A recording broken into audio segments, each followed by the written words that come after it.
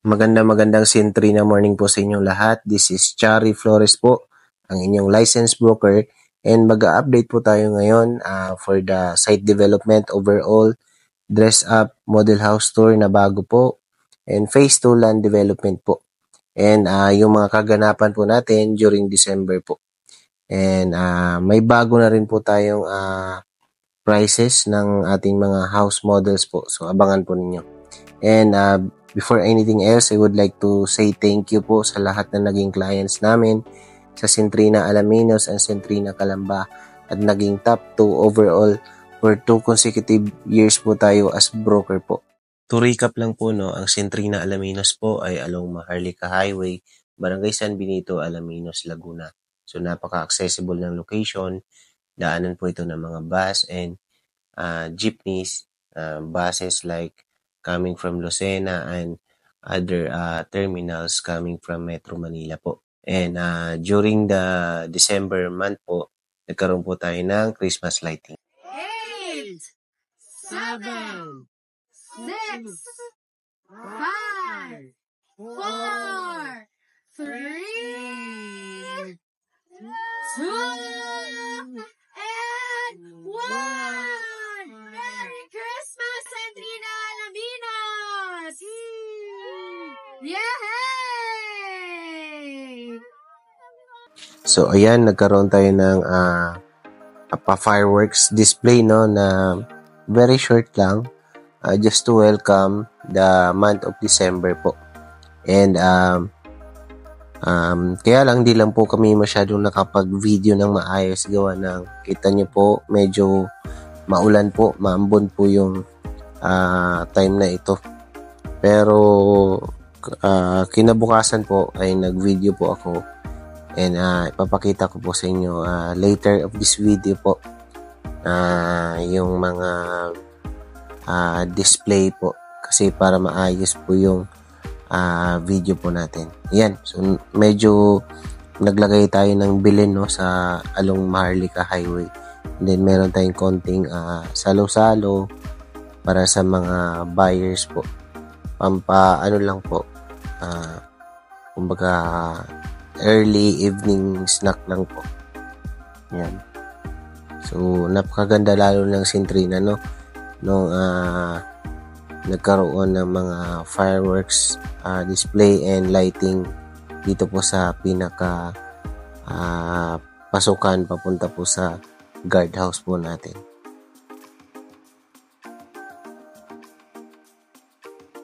Yan. So if ever po na hindi kayo nakapunta during this event, ay at least ay nakita nyo po personally dito po sa video na ginawa po natin. Kasi mostly ng mga clients po dito ay OFW, no. So hindi sila personal makakita nitong mga na to, mga display ng Centrina, especially if yung mga AIF nila ay hindi naman malapit dito sa area na to. So ito yung ating pinaka guardhouse, no. So binihisan rin po siya, kaya mas lalong naging kita yung kanyang ganda. And pasok po tayo. So hanggang ano po ito, yung binihisan natin ng mga lightings po ay hanggang model houses po natin. Yan. So napakaganda ng Centrina lalo. Actually, hindi lang man ito sa Centrina Alaminos, pati Centrina Calamba, Centrina Lipa ay may mga display din po sa lahat ng projects. Including those projects po na sa San Jose del Monte po and Marilao. Ayan, nakita nyo naman yung design ng guardhouse natin during the evening. So, ito naman yung sa kapag maliwanag pa. So, mag-update lang tayo since yung mga model houses po natin ngayon ay bagong bihis po. So, parang yung pinaka-team kasi ngayon ay as if na meron nang nakatira sa mismong mga model houses natin. So, titingnan natin, sisilipin natin kung gaano ba kaganda yung pagiging setup ng ating model houses, which is pwede na ninyong gayahin once na nakabili po kayo ng unit dito sa Centrina Alaminos. So tara po!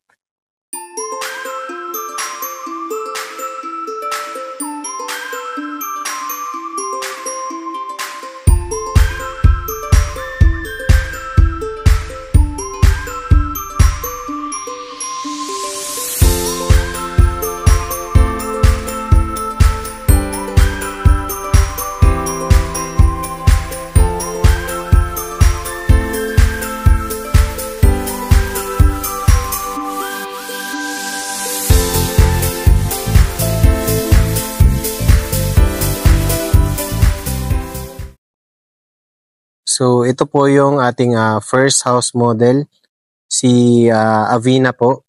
Ito po ay 3 bedrooms na mayroong high ceiling na living area and merong 2 toilet, isa sa ground floor and isa naman sa second floor. So ang bahay po na to ay meron pong isang bedroom sa ground floor po. Kaya kung bibilhin nyo po ito na pang gift sa parents nyo po ay pwedeng-pwede po since na merong kwarto sa baba. Hindi na sila kumbaga mahirapan na mag-akyat panaog sa mismong bahay. Kasi mostly na mga development po ngayon ay yung mga kwarto po ay nasa taas talaga. Bihira lang po yung nag-o-offer ng bedroom na nasa ground floor po. So, ang ating lot area for this specific na house model po ay 89 square meters lang actually. Pero sa ating phase 2 po ay 96 square meters po ang minimum na lot area. So basically po ay lalaki po yung lot area niya. So ang magiging adjustment po sa lot ay dito po sa side na to. For this one, since na 89 square meters ay dito po yung pinaka-boundary ng property. Itong may muhon po na to. Hanggang doon po sa side, yung may meron pong metro ng Meralco. Yan, hanggang dito. Since ang bahay po kasi na to ay single attached po. So naka-firewall po yung isang side ng bahay po. Tapos sa harap ay 3 meters po yung ating frontage pa. So let's go sa loob po.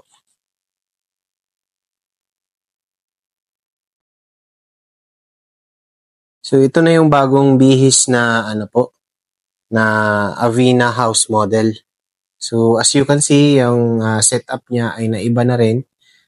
If nakapag-follow or nakapanood na po kayo ng mga naunang videos po dito sa pinaka-channel po natin. Ayan. So, para sa mga nagtatanong dati kung saan yung TV ilalagay ay dito na po sa area na yan. Ayan. So, hindi na kayo mag-iisip kung saan ba yung TV dapat. Ayan. Ito yung living area. Tapos, naka-high ceiling po yan. Kaya po, ang kwarto sa taas ay 2 na lang din po kasi nasacrifice po kumbaga yung isang portion ng space na high ceiling na to na supposedly ay kwarto pa. So, yung isang bedroom po natin ay nandito po sa side na to. So, ito na rin yung kanyang flooring. Yan. So, ang kwarto po na to ay pwede pa actually palakihan since na yung lot nyo po ay andyan po sa side niyan. So, pwede nyo pong ipatibag yan in the future once na turn over na po. So, para magkaroon ka na ng mas malaking space, no? Tapos yung sa likod ay yung sa future expansion nyo po. So, ito naman yung ating kitchen. Yan. So, ang kitchen na to ay very lang po, no? Sakto lang po talaga siya for families of 2 to 3 po. Kumbaga, starting family po siya. Yan. Pero, ang usual na ginagawa ng mga clients namin before dito or yung mga nauna, ito po ay parang yung mga cabinets po dito ay parang naging storage na lang. And then, yung pinakalutuan niya ay dito na po sa part ng likod. Although, di natin makikita sa ngayon since na meron pong ginagawa sa likod na part. So, kumbaga yung pinaka ano niya, yung kitchen po ay nasa pwedeng ilipat sa likod. Hindi lang natin makikita kasi may ginagawa po nakalock pati yung pinto dito. So, ito yung CR. So, yung CR natin, ganitong-ganito na yung turnover, except itong bulb na to kasi ito po ay parang naka-LED na siya. Yung ano lang po siya, mismong bulb lang, yung bulb na light po yung dyan. So, ito kasi medyo modern na yung ilaw niya. Tapos yung ano naman, yung salamin naman po na to ay hindi siya kasama, no? Kumbaga, nilagyan lang. Pero once na i-turn over, meron po talaga siyang provision para lagayan ng salamin.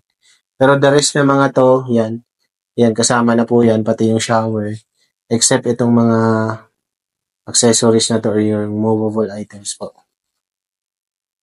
So, kumbaga, i-remove lang natin lahat ng mga gamit dito. Actual turnover na po yan. Pati yung tiles, ganito po yung tiles na once na i-turn over yung unit. So, tara naman po sa taas.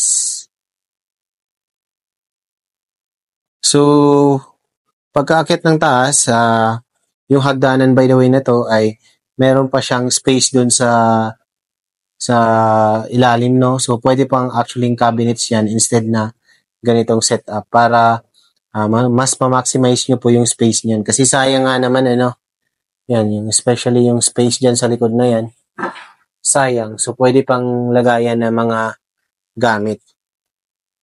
And then, yung ating hagdanan ay same sa mga nauna kong videos po.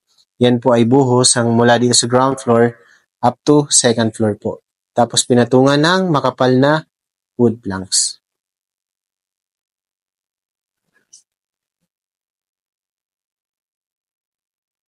So, dito naman tayo sa second floor. So, ito yung portion ng high ceiling, no? So, kitang-kita nyo po mula dito sa second floor na yung living area nyo ay napaka-elegant tingnan. Alright, so, ito naman yung second na toilet and bath natin dito sa second floor. Ayan, so napakaganda ng setup. Parang talagang meron ng nakatira. Ayan. So, ang flooring natin dito ay vinyl po, no? Same sa kwarto sa baba, naka-vinyl din. And yung dalawang kwarto po natin dito sa second floor ay naka-vinyl flooring din po. So, ito yung ating first bedroom. So, parang meron siyang maliit na table. So, parang pang estudyante, no? Yung setup nito.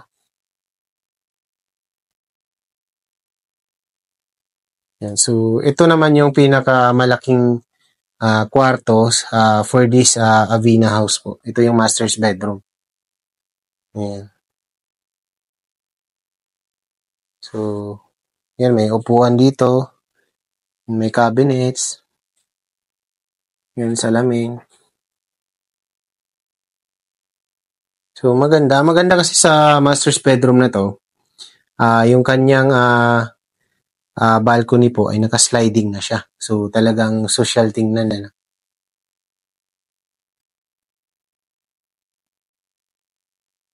So, let's go sa balcony.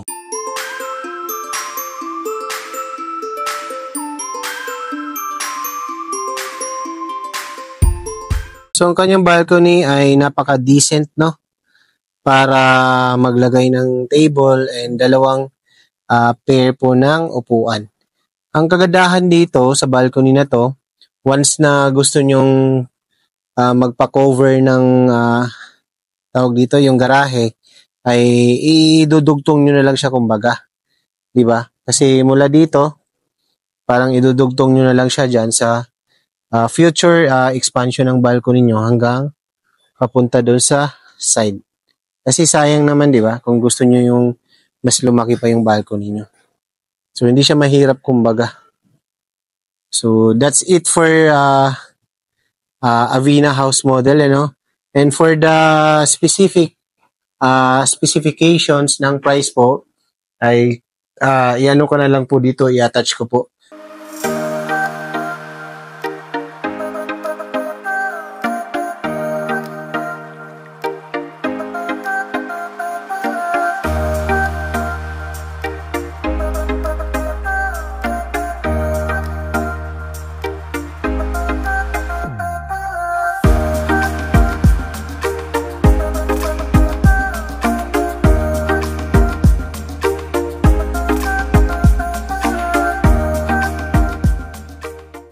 So, ang ating down payment din naman ay minimum pa rin na 10% down payment payable in 24 months without interest po.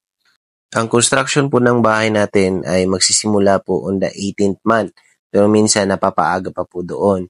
And then with regards sa turnover naman ng bahay ay from the 18th na down payment ay mag-a-add tayo ng 12 months po. Actually, ang turnover supposedly ay 10 months lang. Nagkaroon lang tayo ng allowance na additional 2 months para po sa pagkakabit ng kuryente, tubig, and inspection po ng bahay bago po i-turn over mismo sa inyo ang unit. So, ito naman yung ating second model house, which is si Ara po.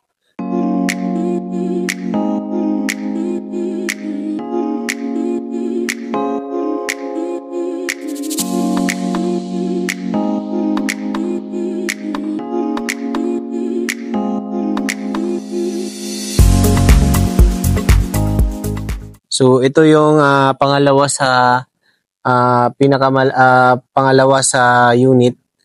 So, ang pinakamaliit po ay si Avina na merong 85 square meter na floor area. Ito naman si Ara, 95 square meter yung floor area niya. So, may difference sila na 10 square meters po. Tapos sa lot area, based dito sa model house po na to, ay ano po siya, 89 square meters po. Pero again, sa ating phase 2 po, ay mas malaki na po yung kanyang lot area which is nasa 96 square meters po. So bale, ang magiging adjustment po nito ay sa side din po. Same with Avina na house model po. So ayan.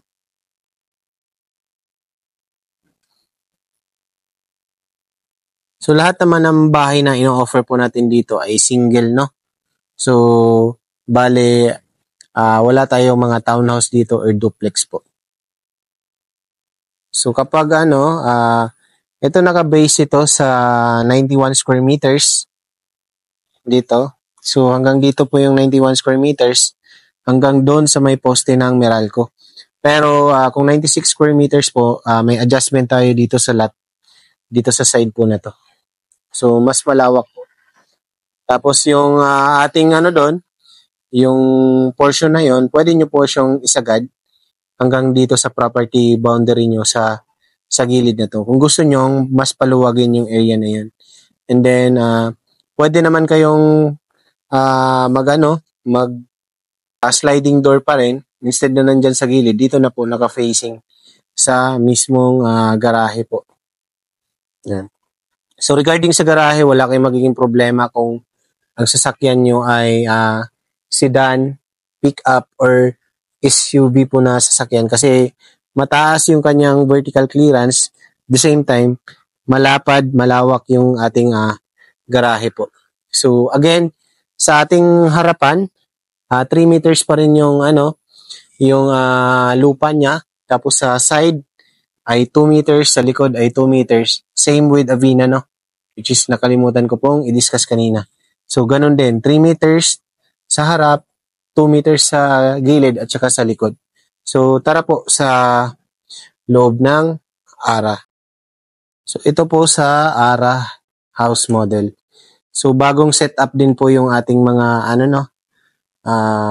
dito sa ground and sa second floor. So as you can see, dati kasi madilim yung unit na to, no? Madilim kasi yung pintura na gamit.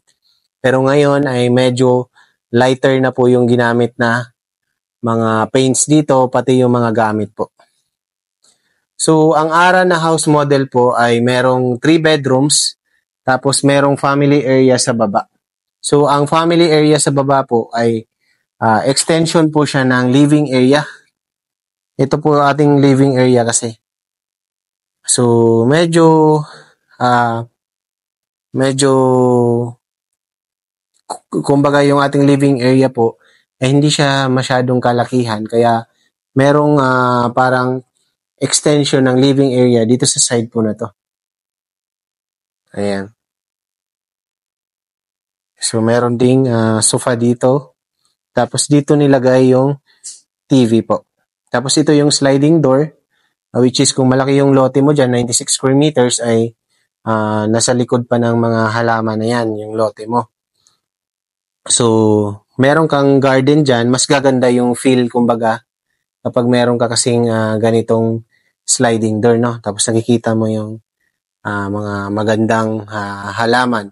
Kung mahilig po kayo sa halaman. Kung hindi naman, pwede nyong i-maximize ang area na to, gaya ng nasabi ko kanina, hanggang doon sa pinakasagad ng property boundary nyo para mas lumuwag pa po yung space nyo dito sa baba. Then sa likod naman nito ay yung tawag dito, yung sa kitchen. So napakaganda ng pagkaka-set up ng na to, ng model house compare sa dati po. So ito yung ating dining nasa bandang gitna nakalagay. Ito naman yung ating kitchen area. So ang ating kitchen area ay actually almost the same lang sila talaga ng ng Avina, no? Kasi konting difference lang naman nila sa 10 square meters lang. Ayan, so same lang sila ng laki ng ng kitchen. And then same sila na merong ganito. Tapos kagaya ng nasabi ko, ito po ay pwedeng as is na ganito. Pero yung pinakalutuan nyo ay pwedeng doon na sa likod. For the meantime po. Pero naman, kung wala pang budget, pwedeng as is na ganito muna. Dito muna magluluto sa loob. So, yun yung nakita yung labas ng Avina kanina, no? So, titingnan natin dito. So, 2 meters po yung likod natin dito. Ayan, hindi lang natin kasi malalaki na yung halaman, no? Pero malaki pa po yung area na to. So, hanggang dito po. So, ito yung susundan nyo. Halimbawa na gusto nyo pong ipa-close yung portion na to at palagyan ng bubong. Mas malaki pa po yung space na to. Ayan.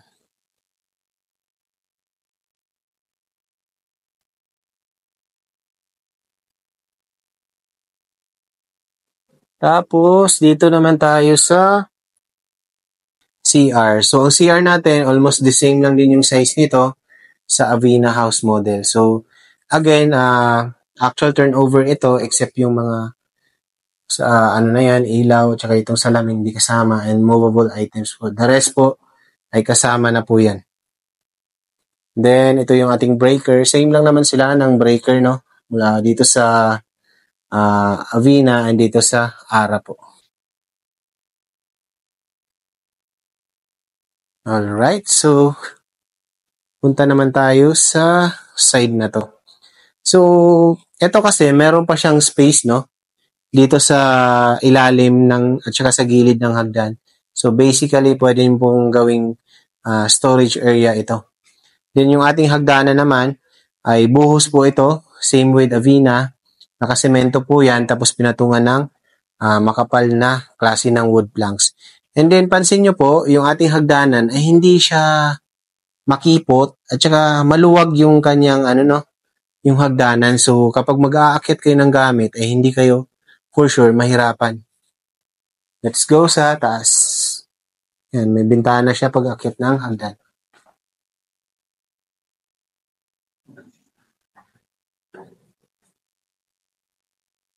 So, ito yung ating flooring. So, vinyl yung flooring.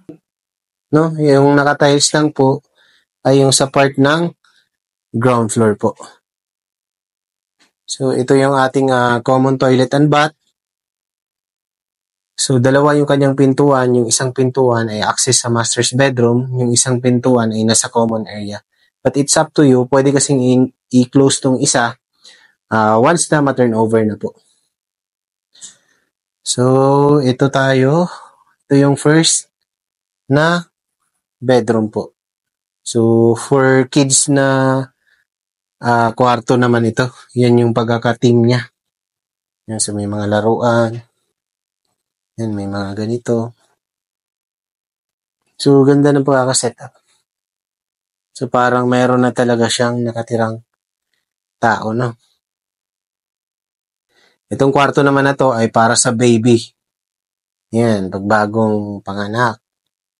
So, ang ganda ng kanyang setup, no? Yan, pang baby na setup naman yung kwarto na to. Para sa mga bagong panganak. Yan, so, ang baby nyo ay dito ilalagay. So, ang kagandahan sa kwarto na to, dalawa yung bintana niya, no? So, hindi siya madilim tingnan. Alright. And then, so, nakita nyo yung difference nila sa Ara and Avina, di ba? So, ang Avina kasi, malaki yung space dito sa hagdanan na part, di ba? Gawa ng kita yung kanyang living area sa baba. Kumbaga, na-sacrifice yung portion ng space dito sa second floor for Avina. But dito sa Ara po, mina-maximize po siya. That's why meron tayong difference na 10 square meters. Tapos ang lahat ng kwarto po, lahat ng 3 bedrooms ay nandito po located sa second floor lahat. So walang kwarto po sa baba. Although yung family area, pwede nyo pong gawing kwarto. But it's up to you. Ayan. So konti lang binago, dinagdag dito sa sa master's bedroom ng Ara, no? Kasi okay naman yung na to. Gamit dito. Tapos dito sa master's bedroom, dito rin yung access ng balcony. Pero ang kinaibahan sa balcony doon sa Avina ay naka-sliding po doon. Dito ay naka-door po yung access niya going to balcony. Ayan, ito po yung balcony niya. So, enough space pa rin para maglagay ng maliit na table and then dalawang upuan po. So, bali, ang makaka-access lang dito is yung nasa master's bedroom. Kung magpapaano naman po kayo, magpapa-balcony or i-cover nyo yung inyong parking, ay pwede naman po doon. So, magiging access nyon ay separate na po siguro. So, mas maigi na magiging po doon, access ay nasa kumbaga ma-access po ng lahat, naka-common po yung balcony niya. So, possibly ay somewhere sa dalawang kwarto po na yon ang magiging pinaka-access niya, paikot doon sa magiging future additional balcony niyo po. As for the price of this Ara house naman po na base sa 96 square meter na regular lot area sa phase 2 po, ang price po ay nasa 5,560,000 mahigit po. Yun naman po, ang price natin ay naka-intact na lahat. No hidden charges po tayo. Kasama na po title transfer, VAT, and then yung tubig and kuryente na connection. Then yung minimum na ating down payment po ay 10% pa rin, payable in 24 months. So, ayan. Kung meron pa po kayong question regarding sa property na to, ay i-message nyo lang po ako directly para mabigyan po kayo ng mas malinaw na explanation. So, regarding naman sa pinaka-computation po ng bahay na to, ay ilalagay ko na lang din po dito sa video para mapag-aralan nyo po. Ang ibibigay ko pong computation dito ay yung standard po natin na computation, which is naka-base sa 10%, payable in 18 months or 24 months po. Bali, kayo po yung mamimili nun. So, that's it for Ara house model.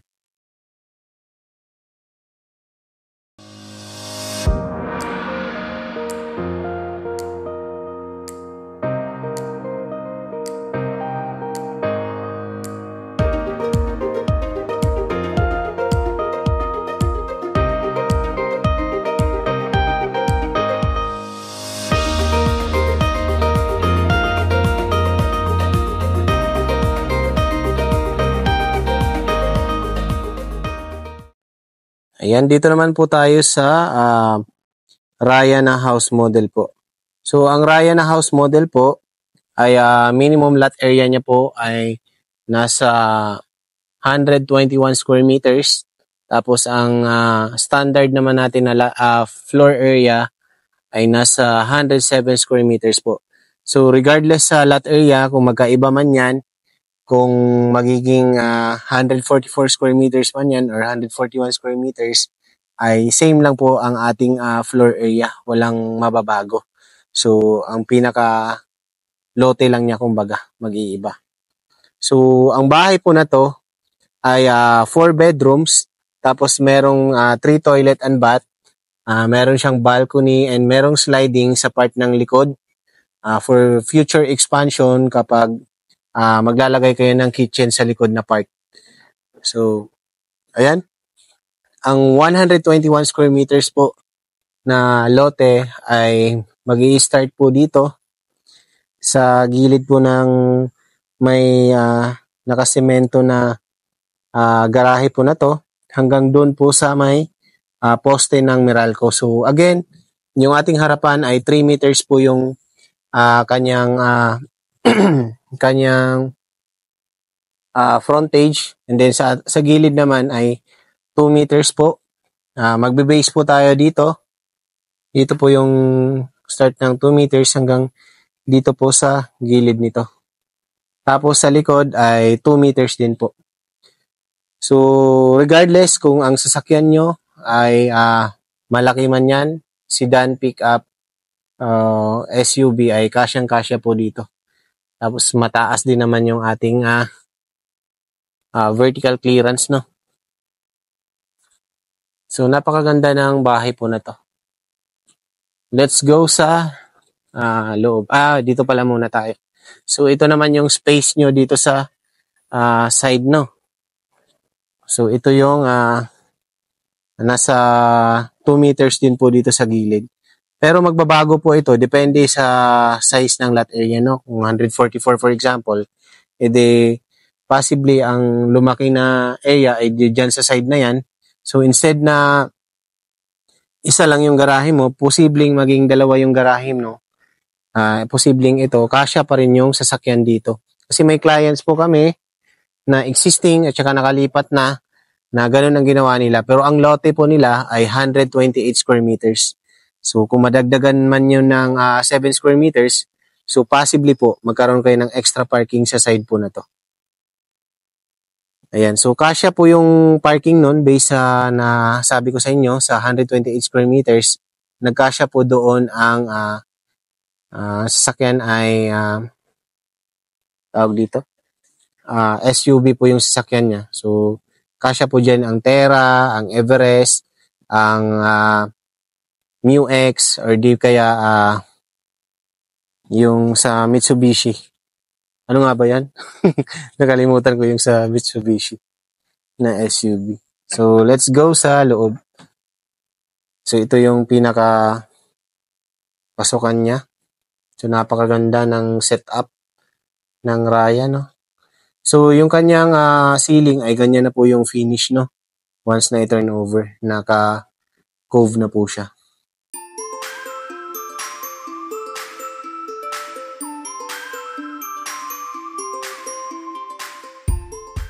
Yung flooring naman ito ay iba na po siya compared to Ara and Avina, no? So, mas nag-upgrade na po siya. So, may pagka-brown yung kanyang flooring. Then, ito naman yung kitchen. So, ang kagandahan sa kitchen na to ay may dalawang bintana, no? So, talagang hindi madilim sa kitchen na to. Ayan. So, ito po, hindi po siya kasama sa turnover, no? So, for idea lang siya kumbaga. Ang kasama sa turnover is itong nandito sa baba. Pero wala pa siyang mga division, no? Kumbaga, naka-tiles lang siya, pero yung mga separation, yung paglalagay ng mga cabinets sa mismong divider ng cabinet sa loob niyan ay kayo na po. Tapos meron siyang sliding dito na for future expansion sa likod na part. So may clients kami nang ginawa niya po sa part na yan ay ano po, yun na po yung pinaka-kitchen niya. Tapos dito, doon po sa pinaka-gilid ay ang kanyang service area. So may kwarto po sa baba nito. Yan, ito po yung kwarto niya. Yan. So, ang ginawang setup lang dito ay parang office, no? So, pwede naman ito, palakihan actually, yung kwarto na to, titibagin nito para ma-maximize yung lot mo doon sa gilid kasi may 2 meters ka pa doon based sa 121 square meters na lot area. And then, dito tayo. So, 3 po yung toilet nito. Isa sa baba, tapos 2 sa taas. Ayan. So, ito yung toilet sa baba. So, maluwag yung toilet niya, no? Mas maluwag ito compare sa Avina and Ara. Tapos, naiba na rin yung design ng tiles niya. Brown po yung tiles, no? Mukha lang madilim sa video, pero light brown po yan. So, same lang naman yung, mga specifications ng turnover na iba lang sa tiles. And then, ito, hindi rin kasama, pero meron siyang provision na lagayan ng salamin, same as this. And then yun, in-upgrade lang siya. So, lahat ng movable items ay hindi kasama, pero the rest ay included, pati yung shower po. Then, sa baba ng hagdan, ay meron pa po siyang space na provision para sa lagayan ng mga, mga gamit sa bahay na kailangang itago po. So, malaki pa po yung space dyan sa baba ng hagdan and then sa likod po ng cabinets na to. Then, 3 na yung control dito sa breaker niya comparing dun sa Ara and Avina na 2 lang, no? So, naka-itemize po yan kung ano lang yung papatayin nyo. Pwedeng yun lang yung hindi paganahin. Tapos, ang ganda ng kanyang hagdanan, no? So, halos same siya ng Ara, yung pinaka-hagdan niya. Pero, ang kinaibahan is yung pinaka-corner glass niya pagkaakyat. So, again, maluwag yung kanyang hagdanan. Kaya, hindi mahirap mag-akyat ng gamit. Buhos din po yung flooring ng, kumbaga yung pinaka-hagdanan natin, buhos yan. Nakasemento po yan. So, dito naman tayo sa second floor. So, dito sa second floor ay mayroon po tayong 3 kwarto. So, isa sa baba, 3 kwarto sa taas. Then, meron siyang parang hallway papunta sa lahat ng bedrooms. So, ito po yung ating bedroom 1. Ayan, so 2 yung bintana dito sa bedroom 1. So, maano siya tingnan mo, maliwalas, hindi madilim. Tapos ito naman yung common toilet and bath. Medyo naiba lang yung ating pinaka shower na tiles, no? Medyo nag-dark siya ng konti. Gray po yung kulay niya, no? Hindi talagang dark na dark. So, same lang yung turnover sa baba po. I-remove lang natin yung mga gamit. Then, ito yung second bedroom. Sa taas, so 2 rin yung bintana. Yan, kaya maaliwalas tingnan, hindi madilim po. And then, ito yung ating master's bedroom. Yan, so napakaganda ng master's bedroom. Tapos naka-design na rin yung kanyang ceiling. Tapos, kagandahan nito, merong sariling toilet and bath dito sa loob ng master's bedroom. Ayan. So, ito ay kasama po sa turnover except yung movable items and then ito po, hindi siya kasama. So, isa pa sa maganda dito ay napakalaki ng kanyang windows, no? Dito sa master's bedroom. So, parang scenic view po yung makikita nyo. Pero ang movable po dito sa windows ay ito lang po, magkabila ang gilid para for safety purposes na rin po. Ayan. So, marami na pong nakatira actually dito. So, ito naman yung ating balcony. So, accessible yung balcony natin mula dito sa master's bedroom. So, pwede nyo pa pong palakihan itong balcony since na hindi po totally covered yung yung pinakagarahe. So, mapapalaki nyo pa po siya hanggang dyan po sa side na yan kung gusto nyo pong i-maximize.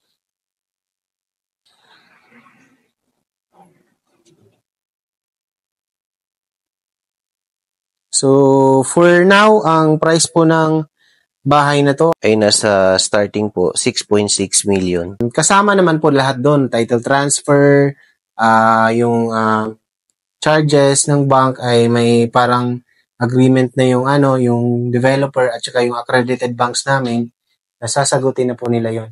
Then kasama na rin po yung connection ng tubig and kuryente po. So less hassle na kumbaga sa part ng kliyente. So wala na po kumbaga tayong hidden charges po. Naka-intact na po lahat sa pinaka-price ng bahay. So, ang ating down payment pa rin po dito ay same lang with other house model na nasa 10% down payment, payable in 18 months or 24 months. Tapos yung 90% balance ay payable po through bank. So, regarding sa computation ng bahay po na to, ay ilalagay ko na lang po dito based po sa minimum na minimum na down payment natin na 10% payable in 24 months po. Then 90% through bank. So, ang advisable naman namin dito sa lahat ng clients namin ay once na bibili sila ng bahay, pwede sila lang mag-additional ng down payment para mabawasan yung loanable amount. So, kapag nabawasan yung loanable amount mo, of course, yung magiging monthly amortization nyo ay mag-a-adjust po yung lahat. So, syempre, sa down payment kasi ay zero interest yun. Kaya as much as possible, ang ina-advise namin sa mga clients namin ay i-maximize iyon. Kasi pagdating sa bangko, kung ilo-loan nyo yung 90%, yun po yung merong interest. So, sayang naman yung interest kung mababawasan pa naman, di ba? So, that's it for Raya House Model. Morning's done, the day is one. Sun again set and everything's fine. A gentle breeze, the city's slow. I take a seat, let the moment flow. A cup of coffee, sugar falls in. I stir it slow, let the calm begin. In these quiet hours, I feel at ease. Like simple magic in moments like these.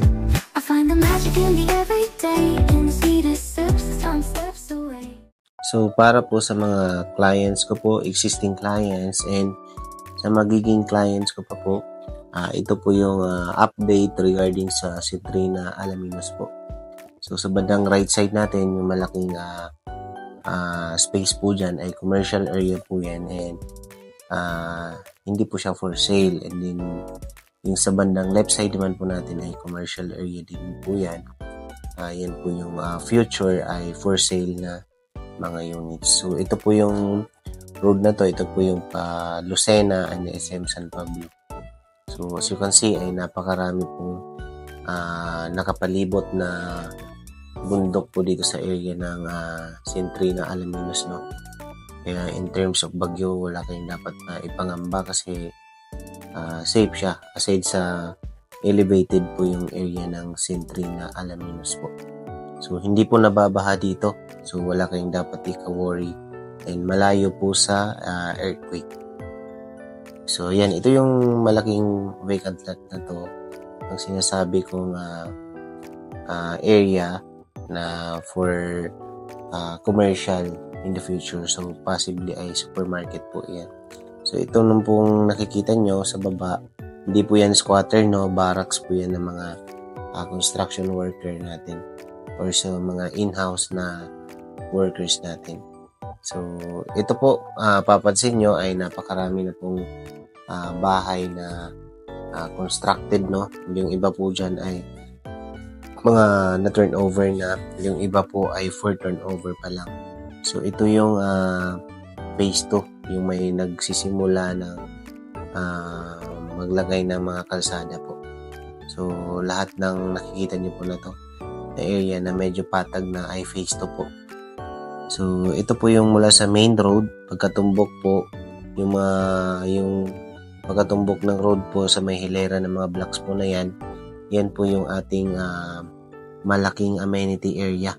So, as you can see, ang phase 2 po natin, ang advantage po ng phase 2 natin ay napakalapit po niya sa sa amenity area. So ito na yung pinakamagandang area na mag-invest po kayo gawa ng malapit po. So magkakaroon pa kasi tayo ng additional inventory which is sa phase 3 naman po, which is medyo malayo po dito sa ating amenity area. So later po papakita ko po sa inyo. So ito po yung ibang drone shots, no, sa galing naman sa ibang side ng phase 2. So ayan. So yung mga po na to, medyo may mga puno-puno po na yan, ay hindi po yan sakop na, no. Ayan. So, ito na yung bandang dulo. Ito pong area na to ay hindi pa nabubuksan. So, mostly sa area po na to ay mga Avina, Ara, and may mga possibly na mga corner ng Raya po. And mostly dito sa area naman na to, ngayon na nasa video, ay malalaking units po, Amira, Raya, and Lavin na houses po. Yan. So, ito pong may mga constructed na mga houses ay located po ito sa phase 1 po.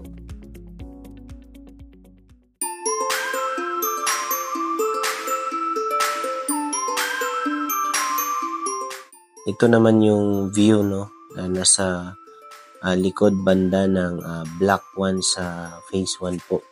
So, as you can see ay vacant lot lang po itong nasa perimeter units po nito sa kabaan ng block 1 sa phase 1 po. Ibig sabihin ay safe po siya, walang squatter na nakatira, di ba? So yun kasi yung kinaka-worry ng ibang clients natin na kapag kumuha ng mga perimeter units ay baka akyatin. So yun yung at least nakita nyo na safe po siya, wala pong mga katabing mga bahay, etc. Then, yan naman po ay may wall naman po tayo. So, hindi po yan basta-basta na aakyat. So, ito, yan yung amenity area kanina na nakikita nyo. So, ito naman yung nasa bandang block 8. Ayan, yung area na to. Block 9, 15, sa bandang dulo po. Ito na yung bandang dulo na. Yung mga nakikita nyo pong area na to, yung bakanting lote po na yan, ayan po yung magiging soon to open na phase 3 natin. Ayan. So napakarami na po mga houses talaga na constructed.